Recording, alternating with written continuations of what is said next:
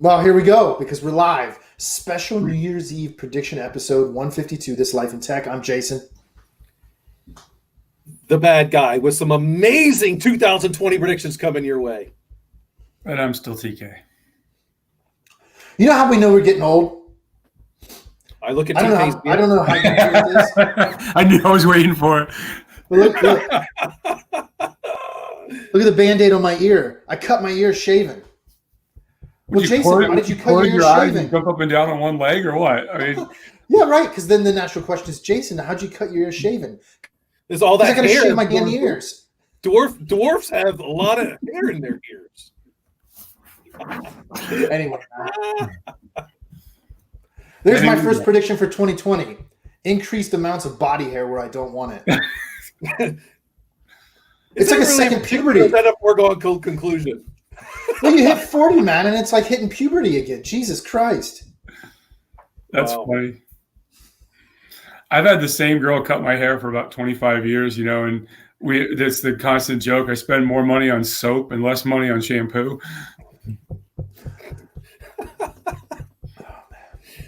Oh, man. All right, so who wants to go first? Predictions. I'll go first because I've got a great one. All right, hit it. And this is for all you people out there that want to make some money. Straddle Tesla at 430 and 390 because there's no way this clown is keeping that Tesla stock price at 416. So that's either going above 430 or it's going to drop below 390. Well, wait, didn't you predict last year Tesla was going to go away? No. They're going to get bought within the decade is what our stuff was last time. All right. So I think they're still going to get bought. I think Hyundai or a company like that is somewhere in Asia is going to buy it because Ford and GM aren't going to touch it because Elon Musk is a clown. Well, actually, I also think Elon Musk would never sell to a company that has union labor. I'm not making a statement about union labor, but he is violently opposed to union labor. But it's also why at SpaceX his engineers last about a year because he punishes them for 80 to 100 hours a week, and they're young and smart and aggressive, and then they're like, "Uncle, I'm out of good ideas." Yep. Yeah, but there's my first prediction: straddle Tesla, because there's no way this thing is staying where it is. All right. Dan's first prediction. TK, you want to go next? No, I don't.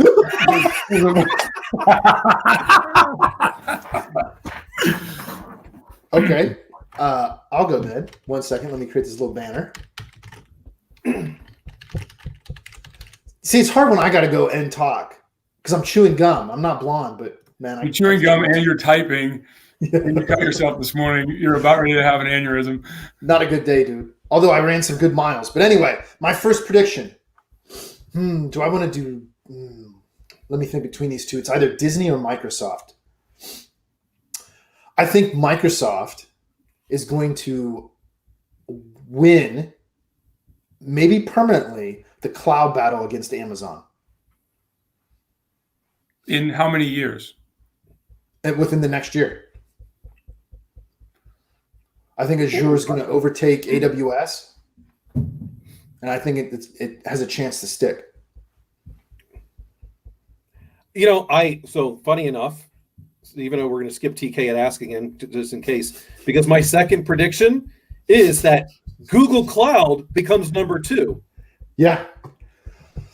I totally agree with that. And I have another prediction because of the way they function and where they're at. My first prediction is that Cloudflare gets acquired by whoever's number 3, because now they want to catch up. Mm-hmm. Cloudflare and their workers platform is very easy to use. And the way they have everything distributed globally right now is counter to currently what's distributed. And Microsoft, Google, and AWS are all starting to take notice because of the easy use. Mm-hmm. AWS was groundbreaking at the time, but it's a jobs program in an IT shop because it takes so many people to do so many things. Whereas Cloudflare is much more efficient. And I think whoever feels, the they've kind of got their head punched in a little bit by, as this thing shakes out, they're going to want to really start looking at Cloudflare because they've done some very innovative things. And in fact, we're going to start to use Cloudflare for quite a bit of what we're doing because of the way that it reacts at the endpoints. It's interesting. We're all very similar in this way. I think you're right, but I think it's going to be Google that acquires them to catch up and take number 2. And I think Amazon's. But that's what I'm saying. If whoever's number 1, 2, and 3 are going to fight over number 4.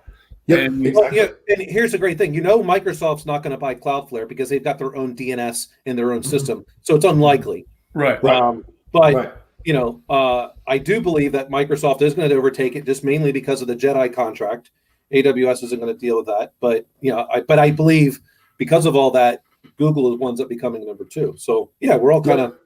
We're on the same. Because I'll tell you this, man, I've really dug into cloud recently, having built a private one. And I mean, I looked at these companies to see what their model was, because my operational model is similar and how I provision services for, users or students, whatever you want to call it, right?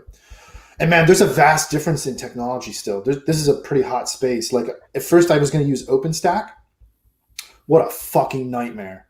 So I moved over to Apache Cloud Stack. Dude, within a day I had it done. Right.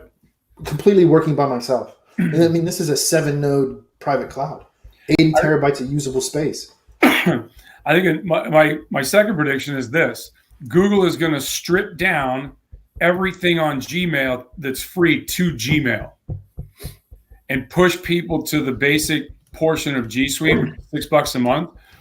And I think they're going to make a compelling enough privacy argument, right? Because Gmail is this big behemoth now, and they're starting to cut services from it.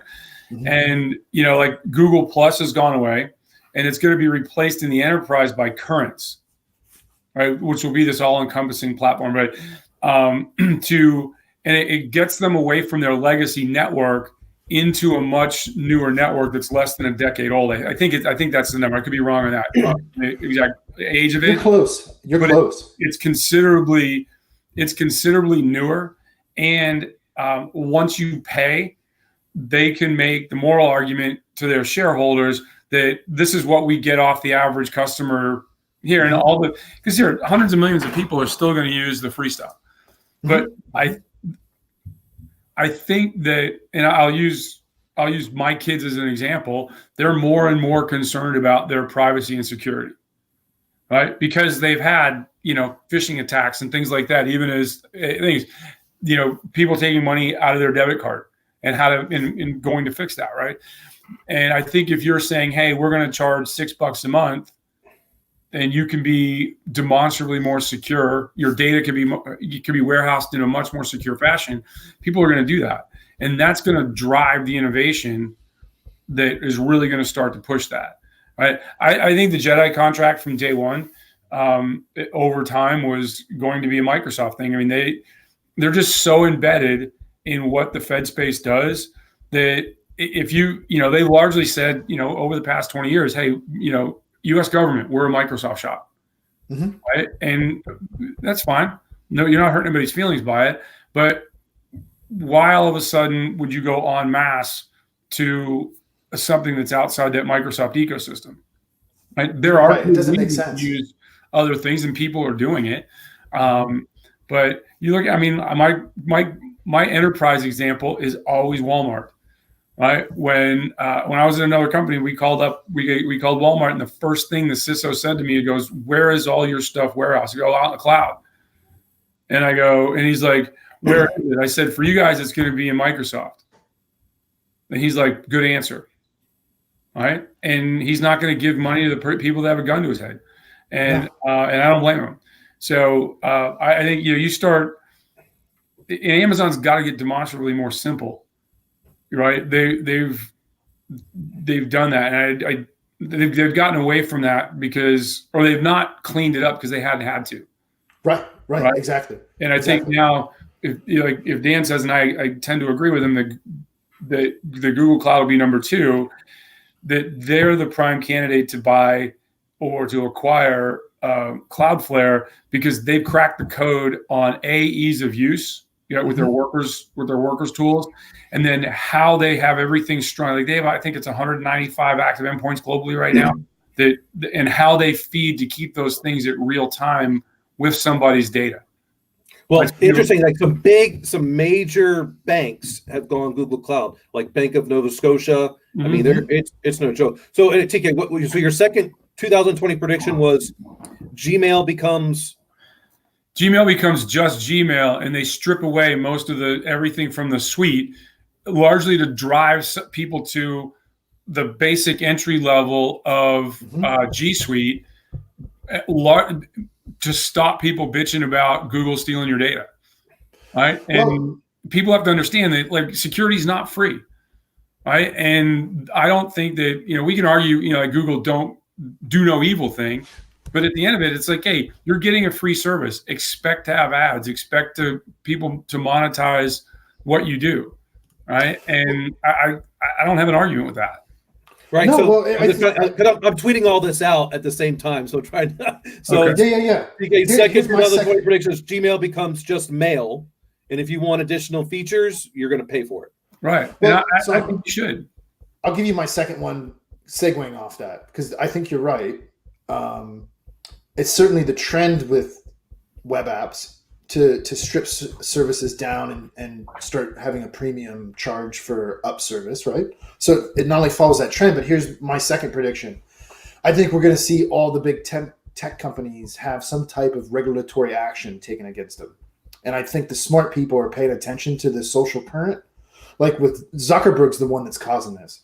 Now, I've said before, and I'll say it again on the record, if I were him, I probably would even be harsher. Like I wouldn't even show up. Screw you. Right? But I think people are starting to get really pissed off with that attitude coming from Silicon Valley. Mm-hmm. So I think it's a convenient political platform. Fuck these guys. Fuck these guys. Bring the torches out. And so I think the smart people like Google are paying attention to that, and they want to get out ahead of that messaging. And that's kind of where I think what your prediction is, TK, fits in, where not only does it make sense for them as a business, but I think it also makes optical sense, if that makes sense. It makes political sense as much as it's business sense. And I think, but that goes back to this. I don't care what it is, whether it's the impeachment hearings or whatever, they're not like people that can sit there and watch that for hours on end. I want to run out and scream at the top of my lungs after 2 minutes, like the death knell of the country. Right. Because it's nothing that happens in those hearings is anything but, absurdity theater. Mm-hmm. Right. And here's the bigger problem. So there's a guy, Congressman Yoder. He's from the Kansas 3rd. I don't know. He's a tech guy, but he's also a lawyer. He's a congressman from Kansas. He's the one that has written this, internet privacy bill, right? It's passed unanimously in the Senate now literally by a voice vote over the past 3 years. It dies in the Senate every time. 435 to 0 in Congress, and it dies in the Senate. It dies in the Senate because what's the average age of a U.S. senator, right? He's funny. One time he said to me, 36% of senators have never sent or received an email themselves. He goes, so you mean 36? Right? And he's like, yeah, I guess it's kind of silly when you say it like that, right?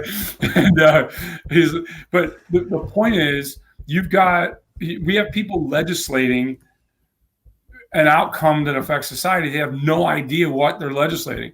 And if you look back, at the, I think it was the Omnibus Telecommunications Bill of 2000 something, a decade ago. Do you think that Arlen Specter, God rest his soul, who was the senior senator from Pennsylvania, do you think he wrote a multi-thousand-page telecommunications bill, or do you think Comcast did, who's in his district? Right. And he definitely did it. Well, yeah, who was battling brain cancer at the time, or he had some stage 4 cancer thing going on. And so, the thing, it's like, and I'm not making fun of Arlen Specter. I'm talking about the system as it exists. That's right. No, totally. And whether it's healthcare or whatever it is, there's a big global financial decision that's going to be made, like privacy and security in a lot of cases is left alone. Well, now people are starting to get the pitchforks out, not so much because Facebook knows a lot about me or you or anybody else, but because they feel it was used in a political election, right? And that's the bigger problem. Is like, hey, people only woke up to this because it's in a political election. When you get the CEO of Google being asked a question where a senator holds up an iPhone and goes, "Is this secure?" And he's like, "That's not a yes or no question." He goes, "Yes, it is. Yes or no." Okay, well, you're looking for a soundbite. You're not looking to solve the problem. That's right. That's right. It's you said it best. It's complete theater. And the regulatory action that can be taken is going to be ham-handed at best, right? Because who funds the FCC? Largely there's some federal money to it, but CTIA and all these other organizations that kind of feed and glom off. I mean, out to the day I die, and I've talked about this and taught this. When you look at where we're at in the glide slope of humanity for communications, right? Up until the internet, every form of two-way communications for the citizenry was squashed, right? It used to be the town crier, right? We had an agrarian, if you want to talk about U.S. history in particular, we had an agrarian society of dumbasses that largely were illiterate, so we had the town crier. Then as people started, we got the printing press and all this stuff, and now people are posting stuff. Then the newspapers became big, always a one-way conversation. New York Times, all the news that's fit to print. Well, it's fit to print, who says, right? And then you had the newspaper barons and everything. And then radio came out, and everybody had radios, late 1800s, early 20th century. And then you had the great first theft in the U.S. We basically stole the airwaves, right? And then the airwaves got regulated. And then there was a very small portion left for ham operators, and it became a cumbersome task to get certified, all these things. And so they put up a big thing. And then it was like, as my grandparents used to say, hey, let's sit down and watch the radio, right? And you were getting a one-way transmission of what's important from society, right? Then television, just by the expense of setting it up, was always meant to be a one-way transmission. And for 30 minutes a night, you had one of three dudes tell you in 3 stories or less what's important in society and tell me what the stock market is. Now we have the internet, the greatest tool at our disposal to get and receive information. And now we want to, former President Clinton says, we've got to get a method to regulate how people tell the truth on the internet. Whose truth is it? How do we do that? Right? You don't. And this comes back to the bigger problem we talk about free speech. We don't have free speech in this country, right? And a lot of it is based on feeling. And that I'm going to be offended driving, my feelings are going to be hurt. It drives a very bad discussion, right? And that is when you start talking about regulatory action. Are we doing this to say, look, we want to get maliciousness, right? Definable things that are malicious and malfeasant out of the system, or do we not want to further hurt anybody's feelings? Because if it's B, that's not the place I want to live. Right. So with this, Jason, are you thinking that our regulation is going to become more closely aligned with the EU's privacy regulations? Well, in a lot of ways it already has, because we have global companies and they have to be GDPR compliant. Yeah. No. I think that's an astute point. I don't think it's going to change a single thing, other than maybe getting some people elected or reelected. That's probably the better way to look at it. But I don't think it's actually going to change anybody's business model. What are you going to do, man? What are you going to do to Alphabet? Seriously, what are you going to do? Right. I mean, the federal government couldn't do shit against Microsoft in the late 80s and early 90s, and they were nothing compared to Alphabet. Nothing. What are you going to do to Facebook? There's not much. I mean, they could do. I mean, they're basically printing money, and Facebook is actually creating money. But there's not much. There's really isn't. I mean, this is what always gets me with people. Oh my gosh, I've been harmed, but you're still using the service. Right. Well, see, this is the political thing, right? I mean, when I think about running for office, I think about this. Even if it's at a local level. Do I want to be the guy that gets elected on the platform of, hey, I'm going to pull these guys in and hold their feet to the fire? Or do I want to be responsible for trying that, losing, because I probably will, and then these companies fuck off to Europe or Asia, and that's now where they're headquartered, and that's where all those jobs went? Which platform do you want to be on? but that's the incentive gradients, right? So I think the incentive gradient here, like most things, is, hey, look, wink, wink, we're going to regulate you, but nothing's going to change. Think about it this way. Look at what's right, AOC. Mm-hmm. She stands on the fact. I think it's a completely. She's going to be Bernie Sanders vice president. Boy, I think it's on. But think about her district, right? And let's talk about politics of 2020.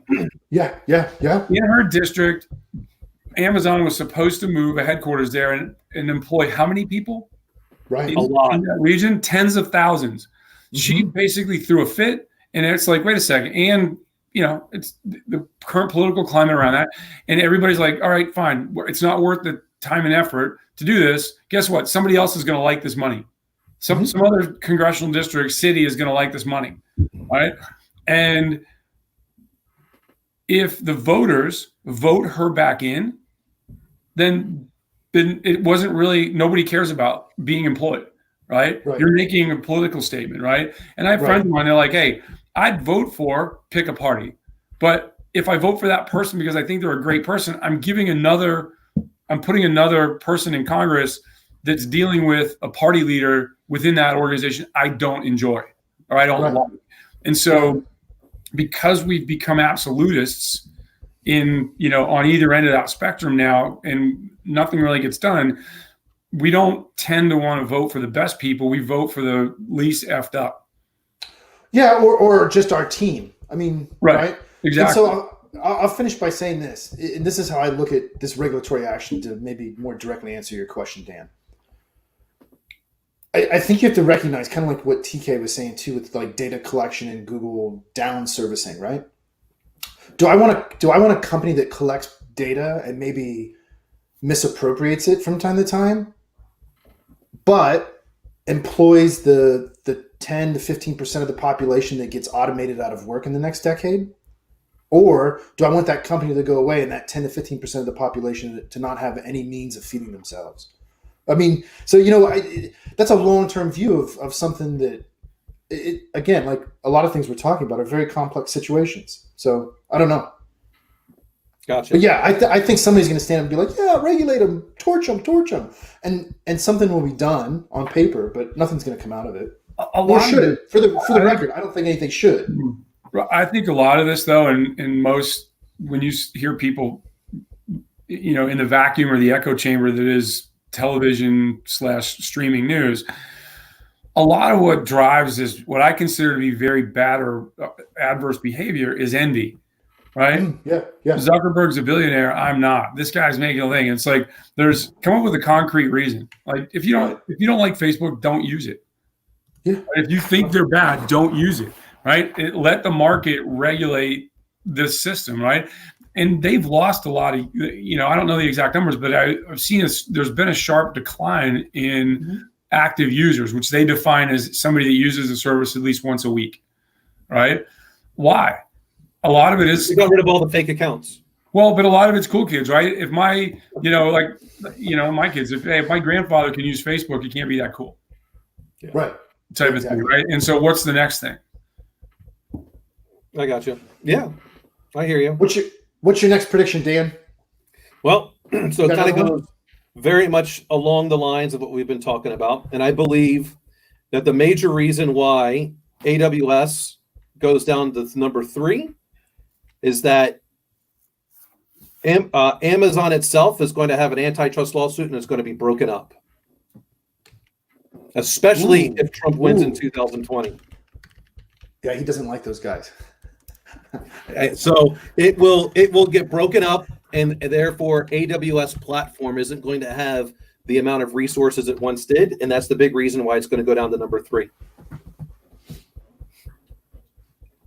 Interesting. All right, so I got one for you on the heels of that, because that's a theme. It's all around cloud. We are all about the cloud here this year. But here's the thing: it's the natural place. Like in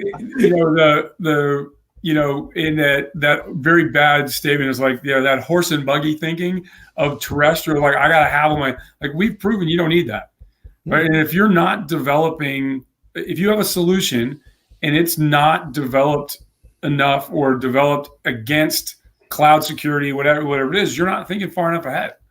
Right. All right. This is my last one. And this kind of combines the idea of regulation with a little bit of antitrust being broken up and just pure capitalistic free market pressure. At least, if not more than, but at least Uber Eats is going to die. It's funny that you mentioned something about Uber, because that was my thing. My next prediction is going to be about all these ride sharing apps. There will be a consolidation, right? And a lot of it is some of the legislation in California right now that's affecting the game, where you've got multiple things. What it's going to cause the opposite effect of what they want. They're going to consolidate thing, and they're not going to, even I think in the Ninth Circuit, the ride sharing, if they want to say, hey, you can't consolidate, then one of them will, magically go out of business, and it's an easy model, right? It's an easy model to consolidate because they don't own one car. Right. And that's the magic of it, is the individual contractor that does it. On the heels of that, what I'm also going to say is they are going to work to professionalize their driving force in a way they haven't, whether it's a certificate-based thing, whatever they think, because that's part of, if you look at Uber and you look at like Uber Black, you get Uber Black, think like these drivers, they consider themselves to be professional chauffeurs. And then you go down to the low end and it's some soccer mom who's trying to make a little bit extra cash on the time. And I think both are great, right? I have a buddy of mine who was employed and everything, and his son went to Vanderbilt and he wanted to help out. So he started driving Uber. He did like 4,000 Uber rides to help his son go through Vanderbilt, and I think those are very valuable tools in society, right? Because the other thing too is it's an entrepreneurial thing, right? Because people are creating LLCs. I hopped in an Uber in DC, and it was some kid. He goes, "Yeah, I just got my third car. I got another driver, and I'm paying him like this." And those are all really good things. But I think that what I predict will happen is it'll consolidate. They'll strip off a lot of the ancillary stuff like Uber Eats and everything, get back to their core. And it might be Lyft, right? Because Lyft has a better reputation right now. Their kind of Q score is a little bit better than Uber, and they pay their drivers, make a higher percentage. And it's, that initial draw of how they got there. Because why do I need two? Right. Exactly. Right? At this point, especially if people are currently driving for both, and California is going to try to restrict their, restraint of trade effectively. No, you can't make enough money, right? You're cut off. You can only drive for one. That's not going to, capitalism will fix itself on that one. Yeah. Well, I'll tell you, with the Uber Eats, DoorDash type services, where the pressure is really coming from is particularly in fast food, quick service. Yeah. There's a lot of problems with, let me think about how to say this, the necessary changes in the point of sale systems to get the billing done correctly. It's actually a huge problem. And what's not being handled is the taxes. Yeah. And coming from that industry, that's one thing that gets closely paid attention to, because there's a huge multiplier in the number of transactions. And so if you're even a fraction of a penny off per transaction, the volume's so large that you're screwed. And so I think what's the pressure is going to come from those big, especially West Coast fast food places, just saying, you know what, fuck this. We're not going to do it anymore. Screw you. And well, you're done. That is a great segue to my last 2020 prediction, and that I believe a major fast food services company will move to robotics, AI, to replace workers to minimize their labor costs due to the rising of the minimum wage. I totally agree with that. Who do you think it's going to be? McDonald's. Yep. Yeah, because they got the money, and they're the most innovative out of all of them. Absolutely. They even moved the marketing underneath the CIO, which is a genius move. Mm-hmm. It's all about information and data. Yeah. No, reputationally from a health perspective, they're also the worst of that. So how can I get How can I get that more quickly? I mean, go to Union Station in DC. I mean, it's all fast food, which is I'm fine with. But I've got my choice between two burgers, between Five Guys or McDonald's burger, something that's not been frozen and something that if you leave it out on the counter for 2 days, it'll start to crumble, right? As opposed to that model of McDonald's, right? And I actually think that it may not just be in 2020. It may take a little bit longer, but we're going to start to look at, and it's going to be a huge fight because of the lobby behind it, because we have this weird sycophantic relationship with farmers in this country. When it's 90% of the farming is corporate farming now. It's not mom and pop farms, or effectively these mom and pop farms are sharecroppers on what used to be their land, right? Yeah. Which is a more appalling thing. And the abuse of corn in this country, right? Because I think putting corn in gasoline is a dumb move. But it doesn't do anything but damage an engine, reduce life, and things like that. We got more than casual data on that. But I also think over the next year or two, certainly within the 5 years, people are going to start to look at soda, high fructose corn syrup in particular, with the same disdain they look at cigarettes. Yeah. Right. And I'll be perfectly honest. I mean, you look at, I was just talking about this a day or two ago. If you go to public schools in America, they're rife with soda machines. Why? Because the soda manufacturers put them in there and they basically pay the schools. It's a profit center for the school. Yeah, they do. Right. And so, again, we don't sell candy cigarettes. Why? Because I think it's a stupid analogy, but they think it's a gateway to regular cigarettes, right? But we've de-glamorized all of that, right? It's actually, I think it's a spot-on analogy. So you think it's right around 2020-ish, we're going to look at high fructose corn syrup? I think within the next 5 years, in this decade, right? In this decade, we're going to look at because it's a medical thing, right? I mean, I'm just trying to capture your in this decade, I think by the middle of the decade, so by 2025, we're going to start to consider high fructose corn syrup in the same group of toxins to the human race as we look at tobacco. Yeah, I got you. Well, and so again, there's more than casual evidence that it's not good for you. Oh yeah. To kind of go back to your fast food automation, here's the other reason. Apart from their model and their behemoth size, that McDonald's is going to be first. They're the only fast food that has gotten automated ordering at the booths to stick. Other fast food, like when I was working for Carl's Jr. and Hardee's, we tried it. I partnered with a company in San Diego called Emanate, and we helped them build a self-order kiosk. But people wouldn't use it, man. People wouldn't use it. But for whatever reason, the way McDonald's figured out how to do it and the ease of ordering, it stopped. Well, also, I think that's not true. I don't think that's true. I think that they figured it out at the big board, right? And what they're doing is that's a marketing and political statement. Like, oh, you want to keep raising the minimum wage? I have this much labor money, or I can go do that. Where I think that it's changed now is everybody has an app for a restaurant. Mm-hmm. And so they're pre-ordering, right? I mean, now go to Starbucks, you walk in, everybody's like, they go and they stand at the thing. Very lesser and lesser people order, right? They're pre-ordering on their app, and that's Chipotle's doing that. And people are walking in and they're Panera Bread it's great. Yeah. Your food's already put off on the side with your name already there. You just go in and grab it. Right. And I don't think McDonald's directly. I would say that the companies, I think, Mike, I've not been in a McDonald's, so I don't know what that kiosk type thing looks like. But I would say if they're doing it correctly, it probably looks a lot like a mobile app, just in the macro. No, it does. And I don't think it looks like the check-in lines at an airport. Yes. Yeah. And also self-checkout at like a Target or a grocery store. And so those people get it wrong. Those aren't labor cost saving. And that's not why McDonald's did it. It's a conditioning.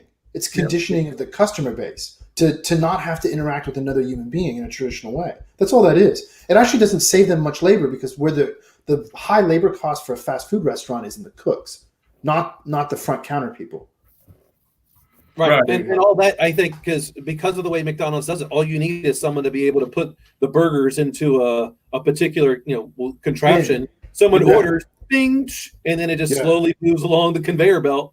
It's much harder for like Burger King, Hardee's, Carl's Jr. because they do the flame broil grill. Yep. We get to stick shit on it. But dude, listen, for more than 10 years coming from that industry, we knew how to build robots to do that.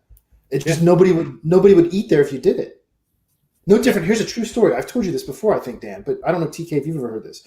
When I worked for Carl's Jr. parent company, Carl Karcher Enterprises, we had a Mexican chain, and on the West Coast, it was green burrito, and on the East Coast, it was red burrito. Same exact restaurant, same menu. The only reason we had to change the name on the East Coast to be red is because people wouldn't eat there if it was called green because they thought the green sauce was mold. Really? Yeah. That hurts my heart. Especially in the South, they had no idea how to deal with a green sauce.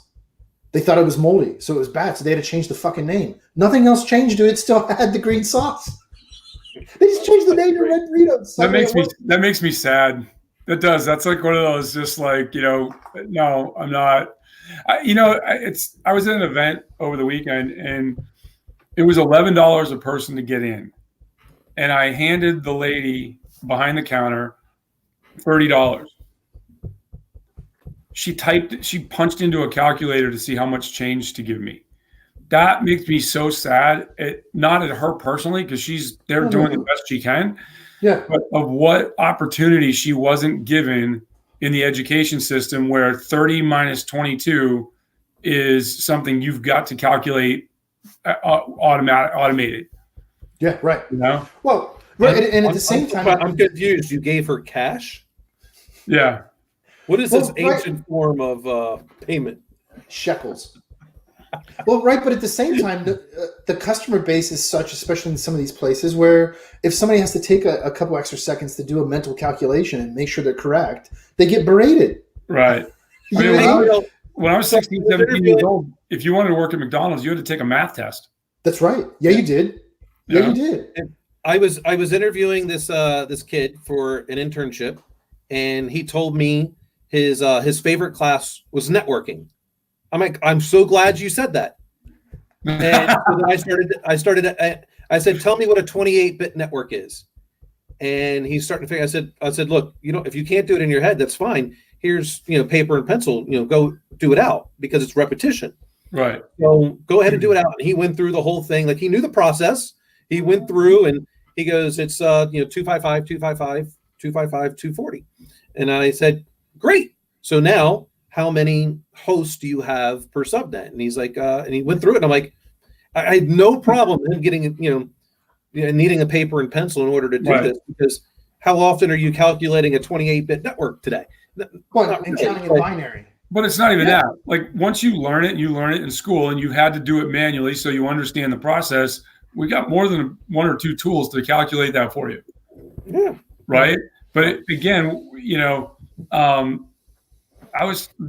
few years ago, I was helping one of the kids' friends with a little bit of algebra or something. I watched him, showed him how to do it, and as soon as I got done, he holds up his calculator and go, okay, which buttons do I push? Because that's what they're taught. That's what they were taught. And a thing, it's like it was a button pushing class. It wasn't behind it, right? It wasn't additive. And I mean, they're allowed to bring calculators to the SATs, which I generically don't have a problem with, other than the fact that a big portion of it is understanding math process, right? You're being taught. You should have been taught how the process works, because I want to know a sense of scale, right? We always say, what's the SAT answer? 10 or 10 million, because both of them are going to be on the test, right? And educationally, for public school systems, what's a prediction over the next decade? I think it goes privatized. I think education becomes more privatized. I have to think about that, man, because that kind of hits home. I don't know if I think there's going to be. I'm talking K through 12. I'm talking K through 12. Yeah. Mainly because I think the Department of Education as a federal agency goes away in the next decade. It's funny because, and I can speak about Virginia now, as a point of transparency to anybody that's watching this. My kids do not go to public school, and they're not a participant in it. And the reason I've chosen to do that, in large measure, is because of standardized testing. Right? If you are, and it's not the standardized test as much as the implementation from the federal space all the way down. Right? So back in this goes back into the early 80s. I was probably one of the last thing where they weren't talking about that. I graduated high school in the early 80s, and they wanted to do standardized testing, but they wanted to do it with the teachers, which is the right place to do it, right? And this was in Massachusetts, and they passed this Proposition 2.5 that was going to tie funding to teacher passing. Well, the first year they did the test, all the teachers failed. And it wasn't that the teachers were dumb, it was the test was dumb. Right? You're giving a high school science teacher a history test, right? And it was bad. It wasn't implemented correctly, right? Because we have this blanket test, right? Well, it doesn't work that way. And so then the teachers union started to fight back, right? As you would expect them to do. And so over time, as when it comes out in the media that test scores are falling, people aren't educated as well as they have been. Moms and dads are like, well, what am I getting for my public education dollar, right? So then they said, hey, I got a great idea. Let's test the students instead of the teachers. And I've had teachers go, it's crap that we should be tested. I go, are you a blue collar worker? Are you a professional? Right? Doctors, lawyers, computer people, everybody, there's standards testing that a license doesn't last forever, and it shouldn't. Right? There's some level, so we have to have some. You have to have continuing education credits every year for me to maintain my certifications. Correct. And my point being is that educating the next generation of Americans is probably one of the most important things that we can do. Yet we're leaving it to people that don't want to be under scrutiny, right? Which is alarming to me. So what did they do? They said, well, politicians are like, I can't control what we do, and because education is largely run at the state level with some federal oversight, right? And the federal oversight is, hey, do what we're asking you to do, or we're going to withhold funding. That's right. Right? It's carrot and a stick, and largely it's more stick than carrot, right? Because then you have a federal system of education masquerading as a state and local phenomenon, right? So now you're saying, I'm going to put all my eggs in one basket of a kid that's a high school freshman to senior, right? And I'm going to tie federal funding to it. And then you say the biggest problem in public education that I see is parental apathy. Drop your kids off and I expect a result because my tax dollars are going to it, right? Is the prevailing thought process. The minute you tied federal funding to it, you got to teach the test, right? Because I got to keep my job. I want to get paid, right? Well, right, because that's the measured outcome. Right. And that's why, I want, and I also think, like when my son came home from college freshman year and with all his buddies, they're like, it's super easy. We go, do you think it's super easy because it's really that easy? Or do you think you were taught, you were given an incentive and a wonder of learning? And more importantly, you were taught how to write an English paper in MLE format. You were taught how to cite your work. You were taught how to write a science paper. And some of the things in all public school systems, they're not getting.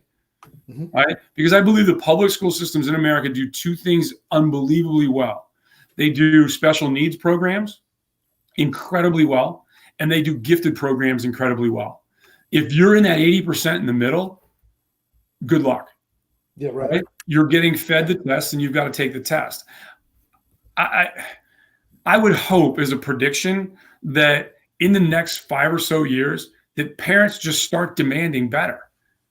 Right. And saying, because you're right, it's going to privatize it. LA was a good example. Drew Carey, the thing they did, the Green Dot schools, they basically went in the worst schools in LA County that were basically holding pens for the penal system and said, okay, great, we're going to take over these schools. And the city was glad to give them those schools.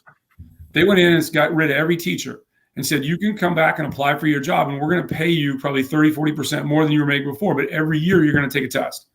And you're going to be committed to student success, right? Most of the time when you get students to go off the rails, especially in poor areas, right, the truly disadvantaged areas, is because when you ask a child, they're like, nobody cares about me. Yeah, right. Right. Right. And that's like, I go back and I ask people this all the time. Right now, tell me the name of a teacher that changed your life. Both of you have one, or you wouldn't have doctors right now. Right? Because Dr. Nazer, for me, he was in my undergrad at Strayer. Right, but that's what I'm saying is, and for me, it was Harry Mitchell, junior year in high school, right, and totally changed the way I thought about education and wanting to be a lifelong learner. Right, mm-hmm. I ask kids this all the time. They're like, nah, I don't know. What do you mean you don't know? Like, and to me, that's sad, right? Because I remember that for the rest of my life. I used to stop by that guy's house once I was in college and stuff just to say hi to him, along with a lot of other young people. Right. Well, it's sad because for the better part of 18 years, those kids aren't being taught how to be good, functioning human being adults. They're not given the wonderment of learning, right? They're not getting exciting about wanting to know something new. They're like, hey, if I do this, then I can move on to the next step.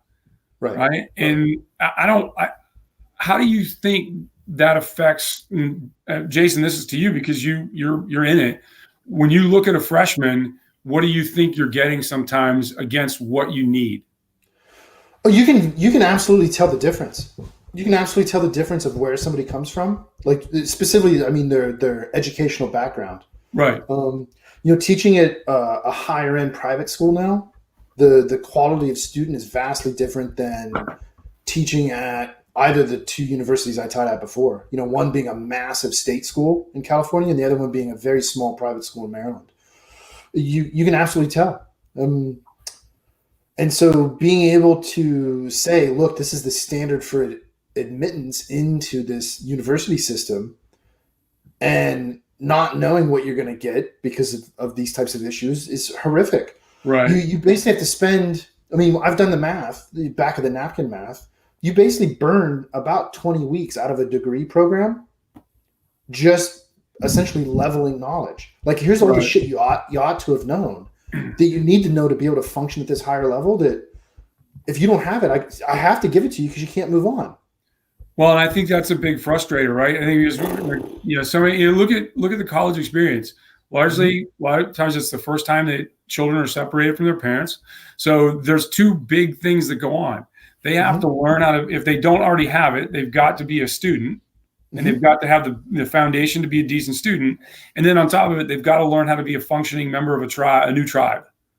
On their own, yeah. On their own, right? How do I do laundry? How do I do this, right? All of those things, right? And if you look at like an 18-year-old kid going to the military, they make the assumption that they don't know anything, and everybody, whether they need to or not, is taught the same thing. Right? And so you see a student for 50 minutes 3 times a week, and you're hoping you're getting them what they need. And it's, it's the choice I've made and I'm not a big believer that all public schools are good and all private schools are bad, right? You have to do your homework and you have to say, here's the outcome I want and how am I going to achieve that? Well, you're right, because like if you're in like Northern Virginia or like Montgomery County, Maryland, the public schools are amazing. Yep. Because that's one of the wealthiest places to be in the United States. Well, but again, what it comes down to is those parents are proactive. They're in that school demanding excellence. Right? Yeah. And for example, just to keep it in the Beltway, then you go to PG County. Yep. Right. And PG County, like when they started building the baseball stadium in Southeast, right? In the 80s, they pushed all the disadvantaged folks, literally from homeless to I don't have any mechanism to be employed. They pushed them all in the Southeast, and then they were wondered why it was a running gun battle down there. Yeah. Right? Because people have no hope and they don't have any money. Well, now that brings out the worst in humanity. When they started building the baseball stadium, which was the right thing to do, if you say we want to fix Southeast, put that big edifice down there and then go. My question was always like, where'd all these people go? You didn't give them $1 million each and send them off on their way. They all go to PG County, right? Yeah. And, well, this goes back to things we've talked about. If my biggest concern is, can I eat tonight? I ain't got time to learn how to read. It's really that simple. And that's why you have like a 40% illiteracy rate still in the United States. And I don't have time to be nice to people. I will thump you in the head to do what I got to do to eat. Because at the end of it, Maslow wasn't wrong. No, right? Amazingly, no. And I still joke today, like when they started passing out those little white computers with the green rabbit ears, and they were Sub-Saharan Africa. I'm like, these people don't have food, shoes, and water. what is giving them a computer going to do? And then everybody was amazed that all these computers wound up in bad guys' hands over in Afghanistan and in that part of the world, right? It's like, dude, you're trying to tilt Maslow's hierarchy on its head. And you give a hungry dude a computer. Guess what he's going to do? He's going to trade it for food. Yeah, I mean, it's funny that you said that, because when I was taking that leadership class, like, I got to go back and look at the name of this company, but this guy was like the president for North America, and basically they're just an egg farmer, and they have a program where this aspect where they're giving in Africa, every kid that goes to school, they wind up giving like 2 eggs a day, because it's enough protein for the entire day. All they have to do is show up to school and be there, and they get 1 at lunchtime, so to speak, and 1 to take home with them. But that happens a lot around here, right? I mean, in America, right? We do that with brothers. I was watching a news story the other day in one of the more disadvantaged areas outside Virginia Beach. Their big concern is these kids are sometimes eating breakfast, lunch, and dinner at school, and then what happens over Christmas break? Right. So they have some sort of fun hangout kid program, so at least the kids get 2 meals a day, right? Yeah. But again, you're addressing the Maslow issue, right? And you look at the number one way that disease and all that kind of stuff gets pushed around and becomes an epidemic in Africa is largely foodborne, right? Yeah. Mm-hmm. Zappos is like, well, how do we fix that? Like, get people shoes. And so Zappos was practically, they said, what's the problem, right? I tell people all the time, and is you want to fix Africa, fix the roads, right? Mm-hmm. Things can't get from more than 10, 20 miles against the coast, right? Millions and billions of dollars of aid of all kinds have shown up in the past 50 years, but it can't get to where it needs to the most needy of people, because there's the transportation problems a conundrum. And no billionaire, everybody I want to solve the sexy problem. Well, the sexy problem is roads, right? And nobody wants to do that because it's not clickbait. Well, right. Well, but here's the thing: like, how much AIDS or HIV is chronic now in Africa, right? The current medication keeps you alive, and it, more importantly, makes it non-communicable, right? And in pockets where that's still thriving, it's because of shame. People don't want to go get their medication, right? And if you look back 20 years ago, when all the big pharma companies were getting crap because they wouldn't just give the drugs away, it was an unbelievably, ridiculously well-timed cocktail of 20 or 30 drugs a day, a la Magic Johnson, right? Right. What did Magic Johnson? Expensive. Magic Johnson had extreme wealth, and he had the bully pulpit of being in the public eye. So it was in pharma's best interest and his best interest to work all that out so that, hey, look, we can keep people alive forever now. Well, the big problem in sub-Saharan Africa was people couldn't tell time, right? And so even if you gave away the medicine, it still had zero net effect on positive outcome. One of President W. Bush's last actions as executive order was to get this kind of thing in order, and in what I think is a great appropriation of an executive order, said, hey, we got to figure this out. And he funded it. And it ended up being about 600 doctors at the University of Alabama and in Africa. And they kind of swap. And it's now the medicine is this. It's 3 times a day. When the sun comes up, when the sun is high, and when the sun goes down. Now I've got it down on the triangle enough to where I can make it actionable. The next step is once a day. And then they're looking for predictions. I predict by 2025 that it'll be a shot that's some longer period of time, such as a year. Yeah, right. Into that thing. Well, and we figured out how to do that with birth control, which has the same kind of trajectory. Right. Birth control, polio, measles, and you're saying, and I was at an event in Birmingham, Alabama, where the deputy ambassador to the U.S. from South Africa was there, and it was part of this, hey, we're thanking the people, the researchers that have helped to save the Dark Continent, right? And somebody asked, there was probably 50 people there, 30 of them were researchers and doctors that are in this program. Then some other doctors, like Dr. James Andrews was there, the guy he's the big, orthopedic surgeon that works on all the athletes and everything. Mm-hmm. And somebody in the crowd said, we're sitting around this massive dinner table and everybody kind of gets to ask questions. And one of the folks their question was, at the time I had never heard it. It was kind of insightful. He said, you have to accept one of these maladies. You can't, I'm going to give you two. You have to accept one, HIV or diabetes. And every doctor, wasn't just the head doctor, every doctor in the room answered the question, give me HIV. Mm-hmm. And people were taken aback. And they're like, look, HIV patients are going to die of obesity. Now I got my attack Jack Russell decides to wake up. They're going to die of obesity, diabetes, and all these other things because we know how to fix that. A current treatment to fix diabetes is still lopping people's feet off. Yeah, right. We don't have a handle on that yet. Right? That's the amazing thing. When you say, I'm going to be laser focused, I'm going to solve a problem, and I'm going to listen to professionals, not the government. Right. Look what we can accomplish. Yeah, very true. I'm just going to let these guys out of the room so they don't continue. Well, that's all right, because I think we're pretty close to the end. Listen to the other predictions. I don't have any more, man. That's my list. I got through them all. I think I captured all of them, put them on Twitter. If I misrepresented, correct. You all can. I think you all know how to use Twitter. Good gravy. That's well, and I think this is a good format to start experimenting with.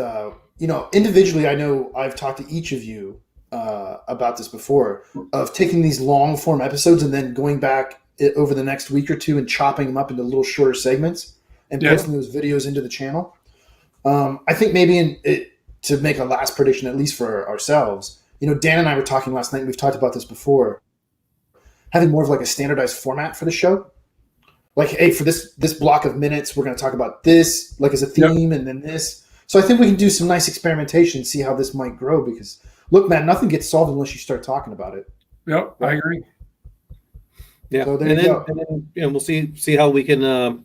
Because we've got episodes. We're at episode 152, and our viewership is it's pretty steady right now. It's not like it was at Silent Circle, but we're getting like around 30 views. Back at Silent Circle, we were getting into the 500-600s at one point. But hey, we have an opportunity to push it out there. Every person I have spoken to that winds up listening, they listen quite often and they like what we talk about. So how do we get it out to others? Well, I think largely because we don't take ourselves too seriously. Well, I don't know. Except for Dan. Yeah, I was going to say. Except for Dan. Well, I feel fortunate to be able to talk to you guys at least once a week. So I'd like to continue it. I look forward to the new year, 2020. Absolutely. Everybody be safe out there this evening and enjoy walking into the new year. Be responsible, kids. Have a good day, everybody. See you later. Happy New Year, everyone. Don't inflict your irresponsibility on anybody else. There you go. That's right. Out. Cheers, everybody. Bye-bye. See you all next year. That's right.